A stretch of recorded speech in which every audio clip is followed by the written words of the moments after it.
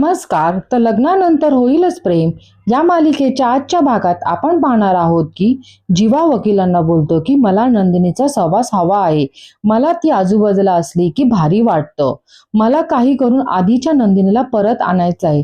मला आयुष्यभर तिला हॅपी बघायचंय. आता बाकी प्रश्नाचे उत्तर तेव्हा वकील मध्येच म्हणतात की बाप्पा, काही उत्तर बाप्पा स्वतः आपल्या पुढे आणतो. तुम्ही टेन्शन घेऊ नका, प्रयत्न करत राहा.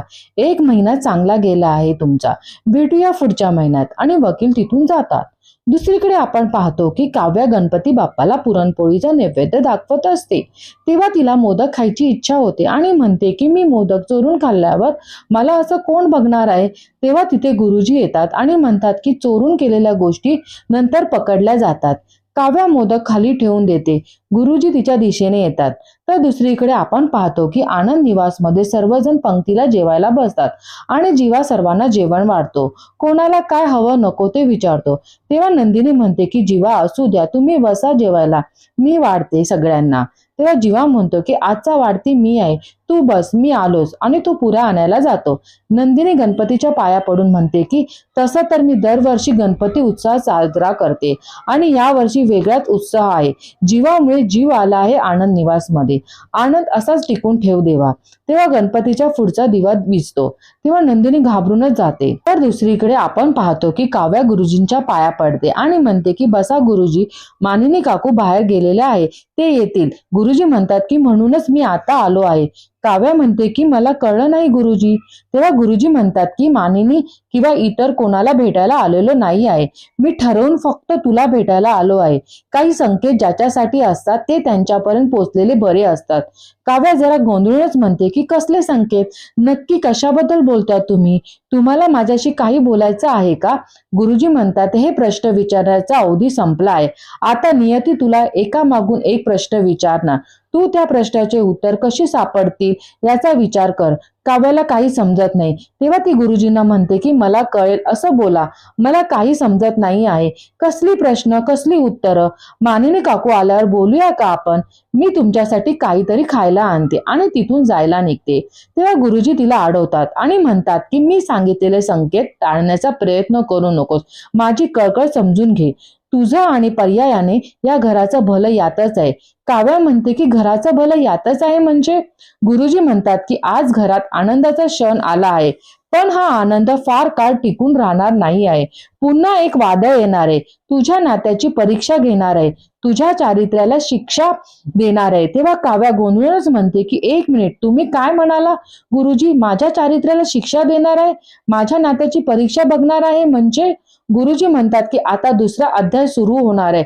घरातलं एक महाभारत संपलं, पण अजून शेवट झालेला नाही आहे. नशिबाचे फासे उलटे फिरणार आहे, जे लपून होतं ते उघड होणार आहे.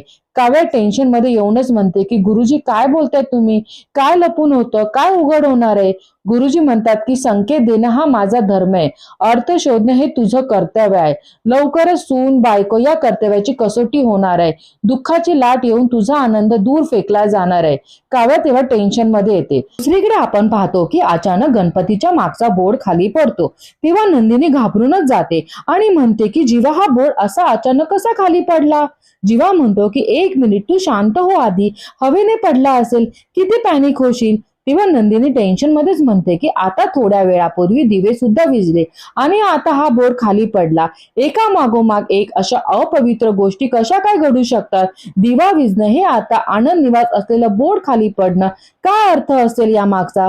जीवा म्हणतो की काही अर्थ नाही आहे, तू आता अति विचार करतेस, नको एवढा विचार करू. नंदिनी म्हणते की यापूर्वी असं कधीच नव्हतं घडलं, आता अचानक हे सगळं घडते. आधीच आपण एवढ्या मोठ्या संकटातून बाहेर पडले, आता हे सर्व काय चालू झाले. नंदिनी विचार करू लागते. तेव्हा जीवा म्हणतो की नंदिनी, काही सुरू झालेलं नाही आहे, तू कधीपासून टोकाचा विचार करायला लागली.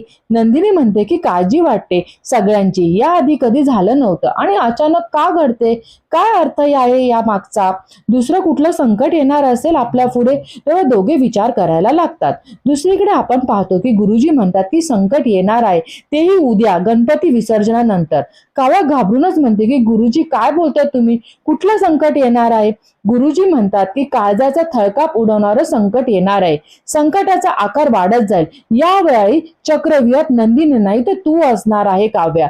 संशय घेतले जातील, प्रश्न विचारले जातील, उत्तराला वाट मिळणार नाही. उत्तर मनात असेल पण जिभेवर येणार नाही. उत्तर दिलं तर हे घर घर राहणार नाही. तुझी माणसं, सगळी नाती गोती, सगळं तुझ्या एका उत्तराने संपून जाणार आहे कायमची. काव्या म्हणते की कोणते प्रश्न, कोणते उत्तर, नेमकं काय घडणार आहे गुरुजी?